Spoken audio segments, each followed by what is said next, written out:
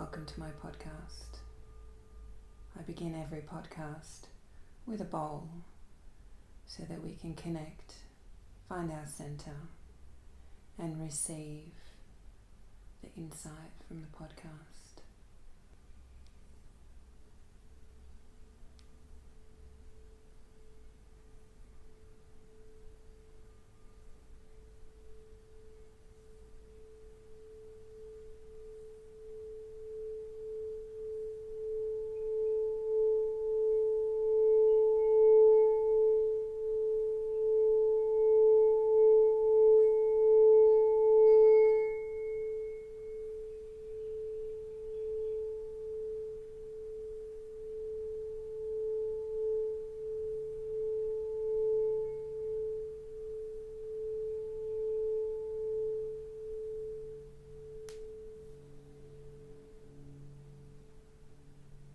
And so we begin. Hello and welcome to my next podcast. In this podcast,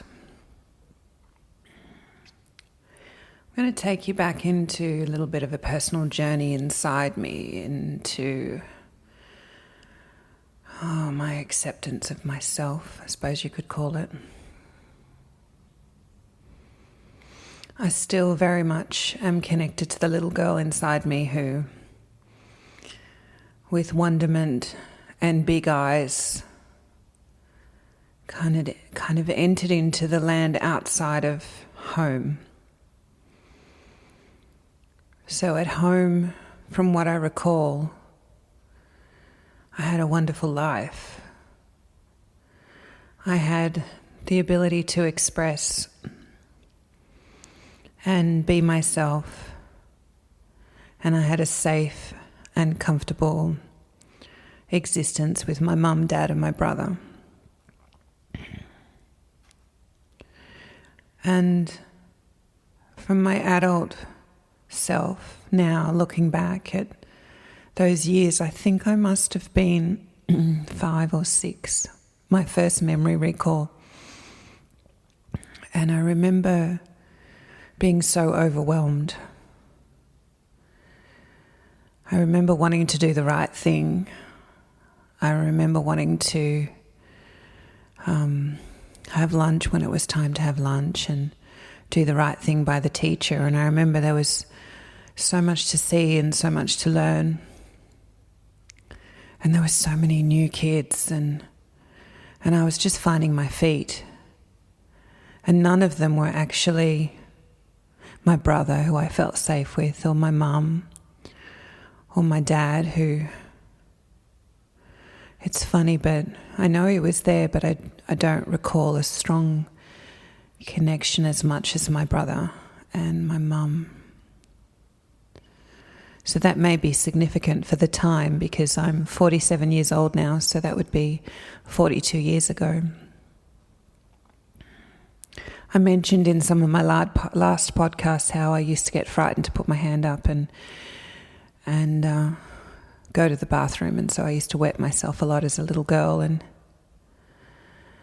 I also remember a story when I was sitting in the playground, and I've got little red dots on my legs, which are kind of like where the hair follicles are, and to me they were quite normal. I never thought they were unusual or different. I just noticed them, and I remember the kids, one little girl saying to me, "What are those on your legs?" And I made up a story saying that they were from some island that I'd travelled to and I'd picked up something.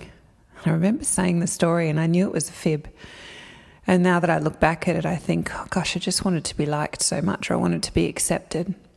But even saying that now, it's like, oh my gosh, why would you tell someone you have some rare disease? And yet somewhere in there that I think I wanted to feel special. I think I really wanted to be liked.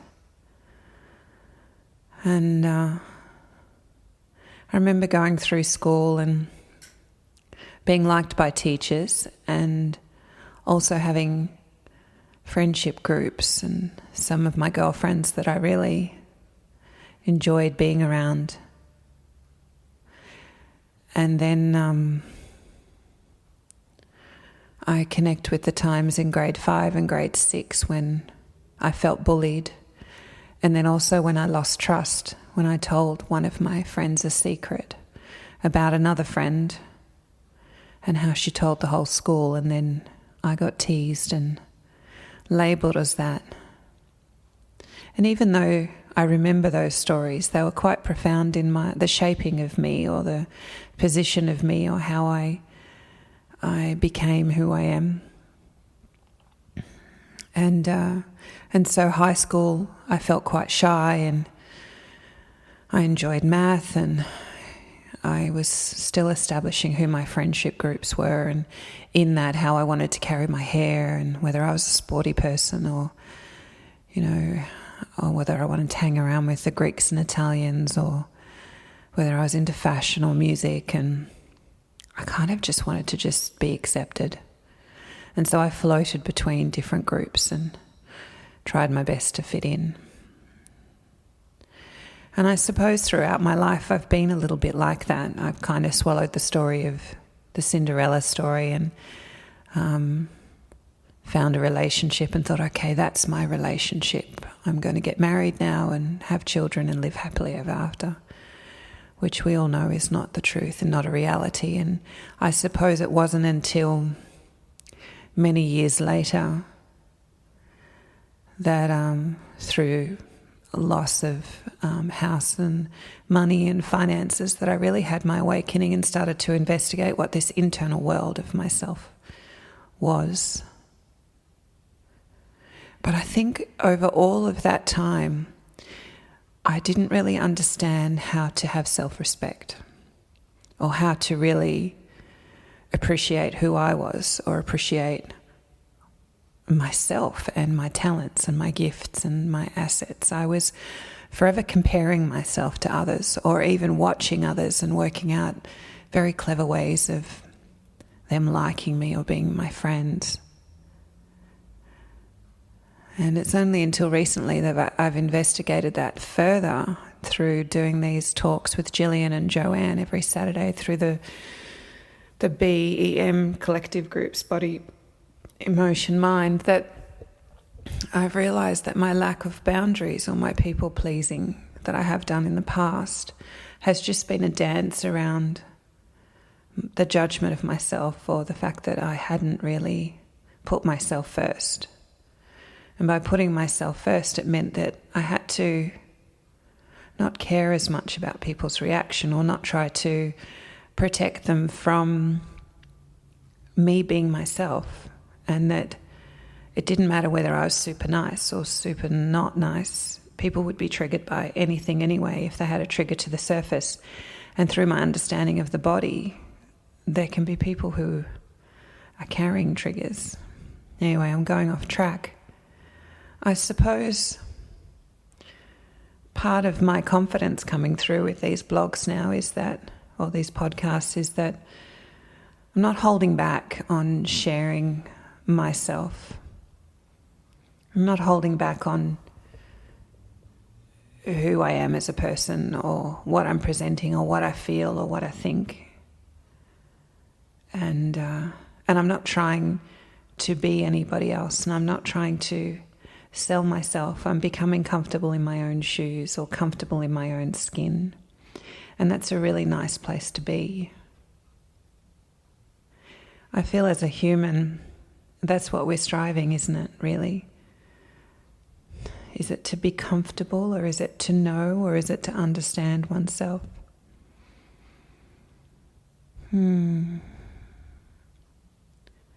At this moment in time, my favourite thing is peace. When I have peace within myself, I'm not seeking anything or wanting anything or needing anything. I just have that peace. And when I have peace, I have that ability to think and create. And so maybe the true artist is coming out when I've got time to ponder on my thoughts. Yeah. So these are the questions I've been having for myself. And since I've discovered self-respect in the true essence of its meaning, and acceptance of myself, And I've been able to speak up when I need to, and I haven't been squashed down or misheard or even not heard.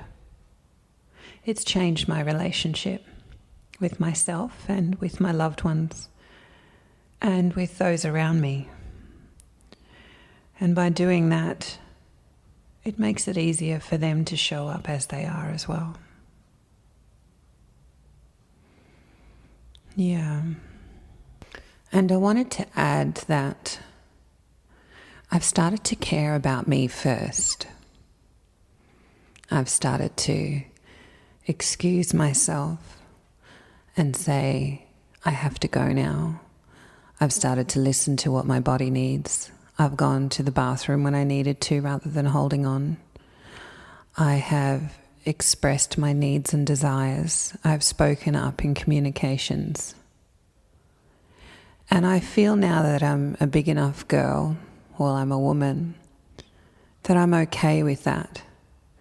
Because if me looking after myself or putting myself first offends somebody else, then that's not my problem. That's their problem. Yeah. And I've also learnt the boundary between this is my business and that's your business. And it's okay to look after my own business. And if for some reason I'm not looking after my own business, someone else is going to be looking after my business. And I'm going to be seen as incapable of looking after my own business. Just like when I see someone else who doesn't look after themselves, then all of a sudden I'm going to step in and cross their boundary. And why would I do that? Because we don't realize it when we're vulnerable or when we're not looking after ourselves, that it's highly visible to somebody else. And ultimately, as humans, most of us want everybody to be safe and well and balanced and to figure it out. And the hardest thing of all is to step away and give someone their own space to figure it out. Yeah? And I think ultimately that's my philosophy with most people, except my children, because while they're still my children and under my care, it's my duty of care as a mother to step in when I need to, just like my mother did with me. I hope you've enjoyed this podcast. Until then, speak to you soon. Bye for now.